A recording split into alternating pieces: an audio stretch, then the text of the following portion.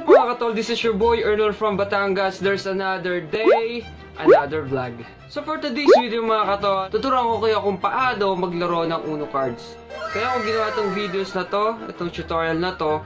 Meron kasi na nag-comment doon sa previous vlog ko kung mapapanood nyo yung naglalaro kami ng Uno cards. So ito yung Uno cards natin. Papaliwanag ko sa inyo to kung paano laruin sila, no?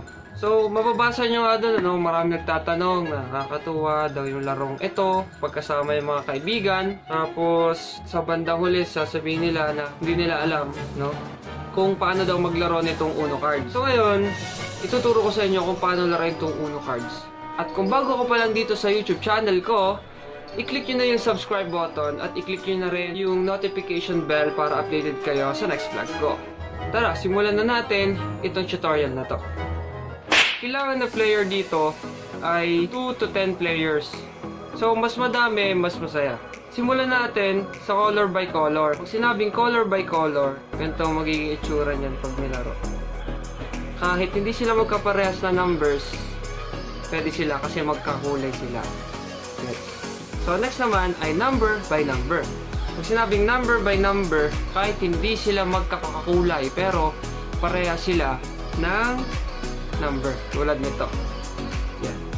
3, 3, 3. So, pwede yan. So, next naman ay yung special cards. Unahin natin tong stop. Yan. Yan ay tsura ng stop cards. Ang role naman ito, for example, titira si player 1. Okay, bawal tumira si player 2. Skip siya. So, natitira ay si player 3. Gets nyo? So, next naman ay itong reverse card. So, ang role naman nito, for example, 4 players kayo. Player 1, 2, 3, 4. Okay? Pagkatapos, tumira si player 1 nito. So, hindi makakatira si player 2. Malilipat kay player 4. Kumbaga, may skip siya. Kung counterclockwise ang ikot nyo, magiging clockwise. Okay? So, next naman ay itong color changing card. Kaya siya tinawag na color changing card. For example, mas marami kang red na color. So, kapag nilapag mo to dun sa laro nyo mismo, mababago yung color na ilalapag ng mga kalaro mo. Kung red ang pinili mo, sinabi mo, edi red na susundin nila. So, next naman, ay itong plus 2 cards. Okay, for example, si player 1, okay, may hawak siyang plus 2. Naglagay siya, si player 1, naglagay siya ng plus 2. Kapag wala si player 2 na plus 2 na cards, automatic, bubunot siya ng dalawang card. Pero kapag si player 1 at 2, meron itong plus 2, at wala si player 3, di madadagdagan. Kung ilang plus 2 ang nilagay, for example, dalawa, di magiging plus 4.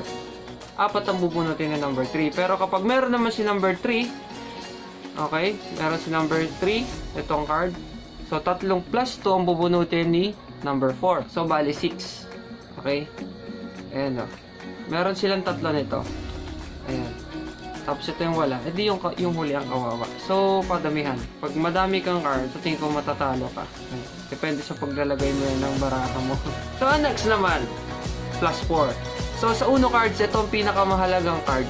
Kapag meron ka nito, makapangyarihan ka na pag naglalaro kayo ng Uno card. Maniwala ka sa akin. Kapag nahawakan mo tong apat na to, isipin ng katabi mo, nandadaya ka na. Kasi sinashuffle tong card na to. So, ang role naman ng plus 4 card ay parang nung plus 2 card lang din. No? So, pero ang kaibahan lang, yun nga, apat ang bubunutin mo. Kapag nilapag mo tong card na to, para siyang color changing card na may plus 4 lang nakalagay. Mamimili ka din ng color na gusto mo. Okay? So, pag meron ka nitong plus 4 at nitong plus 2, sobrang laki ng advantage mo sa larong to. Okay, dun tayo sa rules. Ang basic rules ni Uno. Basic lang kasi ni Uno cards. Sobrang makapangyarihan nitong plus 4. For example, yung kalaban mo, maglalapag nitong plus 2. Kasi ikaw, meron kang hawak na plus 4. Ayan. So, paglalabanin, maglalaban tong dalawa. So, kapag ang sunod na titira ay wala ng plus 4, automatic bubunutin niya na to. So, 6 na card ang bubunutin kapag ito nilapag niya. Okay? Pero dun sa rules na nilalaro namin magkakaibigan, kapag nilapag niya tong plus 4, pwede labanan nitong plus 2. Basta merong plus. Okay. At saka sa basic rules ng Uno, kapag may isa nang nanalo, tapos na yung laro. As in, isa lang ang kailangan manalo. Sa rules namin, for example, una akong natapos, edi yung natira, maglalaban ulit. For example, 5 kami naglalaro, 2 na kami natapos, o kaya isa lang ako natapos, yung 4 naglalaro pa rin. Pero sa Uno cards, basic rules ng Uno cards, kapag isa nang nanalo, tapos ang lahat. As in, isa lang talaga mananalo. At saka, 2 na lang hawak mong cards. Okay, 2 na lang hawak mong cards na Uno cards. So, bago mo ilapag tong isang card, sisigaw ka ng Uno. Kasi isa ng card mo. As in, sisigaw ka ng Uno.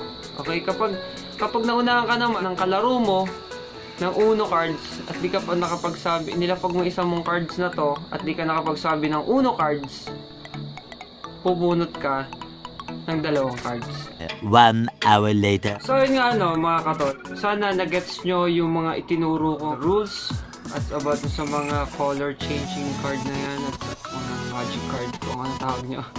So sana nagets nyo, sana nagets nyo tong mabilis ang tutorial lang naman ito, Saka itry nyo tong larong to, promise, mas madami, mas masaya.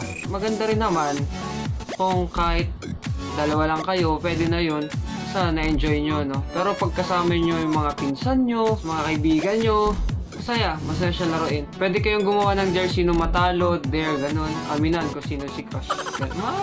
Ganun. At saka, wala kayo kung ano yung maisip nyo yung dare. Doon kayo. Kung saan kayo masaya, doon kayo. Hindi ako naugat. About sa Uno lang yung tinutukoy ko.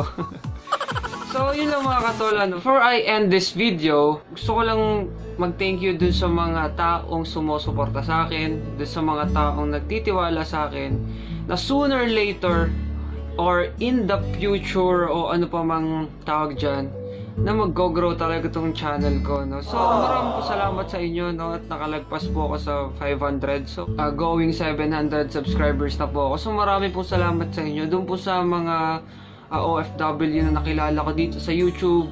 So mag-iingat po kayo palagi dyan, doon po sa Team Boogers at saka Team Bangag. So maraming salamat po sa tulungan po natin, Sana tuloy-tuloy lang po tayo. Saka kung ma-reach na po natin yung goals natin, or kung marating na natin yung mga pangarap natin, sana wag tayo magbago. Patuloy pa rin sana tayo magtulungan. Lalo na dun sa mga nagsisimula pa lang na kagaya ko. Shout out dun sa kapatid ko, si Ellie Shane Iso, yun ang name niya sa YouTube channel. At shout out dun sa 2 kong pinsan na yung magkapatid, si Audrey at saka si Winfrey. So tuloy-tuloy nyo lang yung ginagawa natin, Oo, mahirap talaga. Wala naman talagang madali sa umpisa. Lahat dumadaan sa hirap. Sa ngayon, nasa pinakababa pa lang tayo. Pero dadating ang panahon, makakarating din tayo doon sa tuktok. Kung saan makakamit natin ang ating mga pangarap. So, yun lang mga katol. If you like this video, I hope you like, share, comment down below. And don't forget to click the subscribe button and click the notification bell para updated kayo sa next vlog ko. So, yun lang mga katol. Mag-iingat kayo palagi. Peace. Bye-bye. So bago tapos yung vlog na to, siningit ko lang to. Siguro napanood na yung tutorial na ginawa ko dyan, Sana nag-gets nyo. Gusto ko lang i-promote yung mga YouTube channel na ni Tito at ng mga pinsang ko. Ipapakita ko na lang dyan mamaya sa screen. At shoutout sa Team Boogers at saka sa Team Bangag. Shoutout dun sa mga admin at saka dun sa mga mentor, mga nangunguna dun sa mga GC nga. Sana tuloy-tuloy lang, pagtutulungan natin, Also, mag-iingat kayo palagi. So yun lang. Bye-bye.